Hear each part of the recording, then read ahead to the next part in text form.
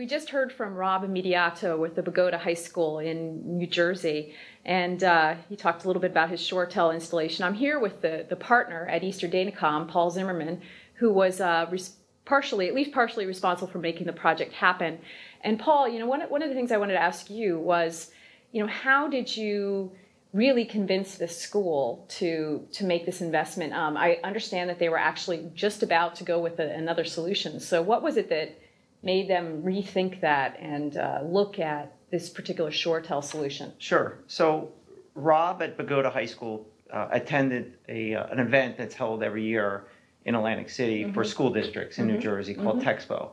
So this was in 2009, and he had visited our booth where we had the ShoreTel system demonstrated, but then he also attended a seminar that we had.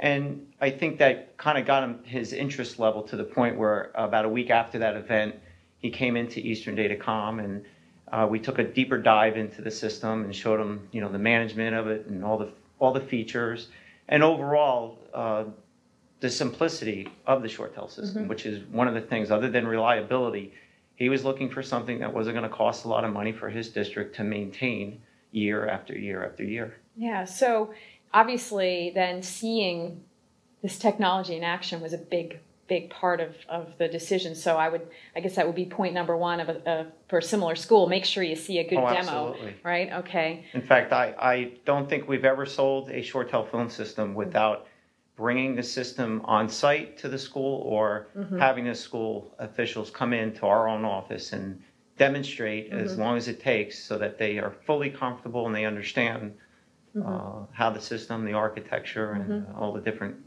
phone models, and of course the management system. So make sure you see proof of concept, if Sure, you will. Sure. And Rob talked a little bit about the cost, right? So what was it that, what pain points were you able to really address when you finally got down to it? Sure. Well, I think a lot of schools have a similar situation at Rob's school where they have a lot of phone lines and they're not necessarily all going to the phone system, but a good deal of them are. And a lot of them are copper-based phone lines, which are prone to problems, but also are the most expensive in the long run.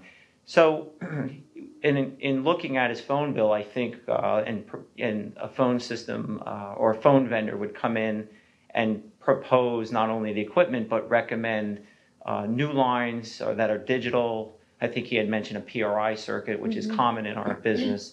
So it consolidates the phone lines. It allows him to save money. So I think one of the things was there's a big savings on a month-to-month basis on the phone bill, which helped pay for the system.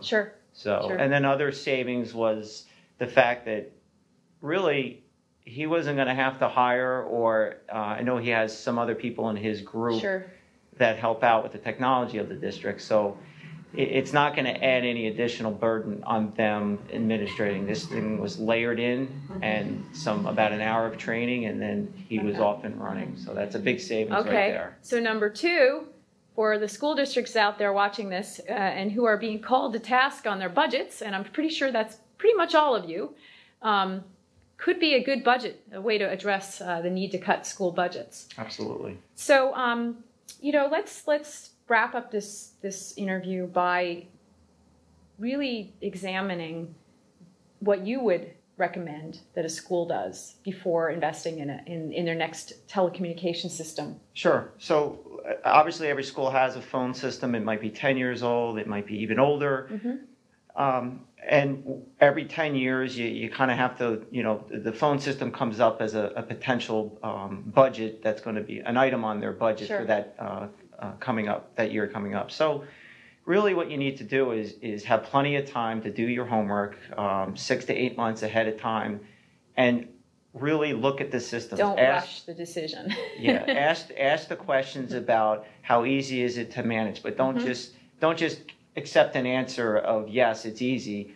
Show me the system. Show me how long it takes to add a user, define a voicemail box for them, put them in a certain type of class of user, or change someone's phone, and it all adds up to complexity or less complexity. And I think that's really one of the main things with a phone system is you don't want it to be, as Rob mentioned, a continuation of headaches as you add features or need training. So, and actually, the sort of a last question would be philosophical, right? Because Rob is the IT director for his school, but many of these systems might have been under the control of a different kind of team, right? This does require you to have a couple of different teams come together and work together to understand the cost case and the administration case. Is that correct? Or? Sure, sure. If I understand you, it's there's the IT staff, but there's the business administrator, and superintendent, and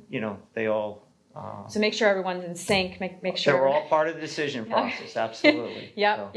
And what about do you recommend that people bring in the teachers and the staff, or is that do you need to at this point? Well, we've had other districts where the department heads are the way their phone functions and their auto attendant for that department functions. So when we start diving into that area and demonstrating, they definitely chime in on the features that they love, and they even get very creative with it. Okay. So 6 to 8 month lead time. Don't rush it. Yep. Get input. Yes. Okay. Well, Paul, thanks for your insight. Thank you, Appreciate Heather. it. And thanks for viewing another episode of Best in UC TV. I'm Heather Clancy.